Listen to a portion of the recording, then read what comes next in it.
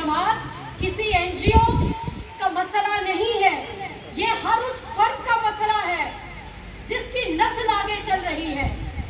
हमारी जमहूरी रवैये, हमारी इसार और कुर्बानियाँ, हमारी मोहब्बत, रवादारी और जो मेहमान नवाजी है वो पूरे कश्मीर में ही नहीं बल्कि पाकिस्तान में भी मशहूर है।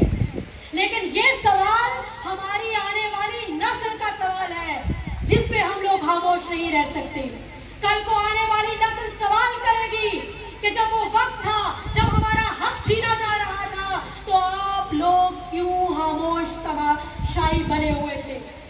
हमें उस वक्त की शर्मिंदगी से बचना है। ये जो जितनी जिद्दोजहद है ये हम आने वाली नस्ल के लिए कर रहे हैं ताकि वो दुनिया के मुकाबले में खड़ी होकर अपना रोल प्ले कर सके।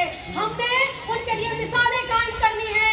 हमने ये बताना है कि जब बात हमारे हक की आती है तो हम किसी से पीछे नहीं हटते, ना हम डरने वाले हैं और ना हम झुकने वाले हैं।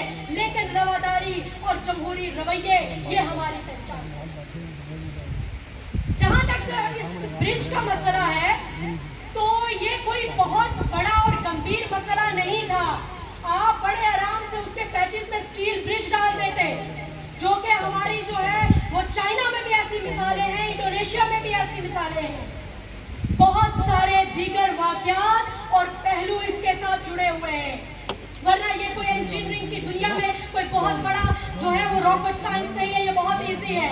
और अब चूंकि अगर मौजूदा सूरत हाल को देखा जाए तो मुल्क में इकोनॉमिक इमरजेंसी लग चुकी है।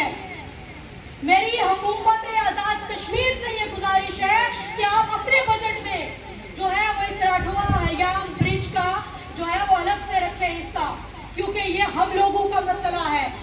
ये हर उस घर का मसला है जिसमें उस मकान का मसला है जिसमें अफराद रहते हैं। अंधेरों के मुकाबिल आफ्ताब आया ही करते हैं, जब बश्र हो बेचैन तो इनकलाब आया ही करते हैं। बहुत शुक्रिया।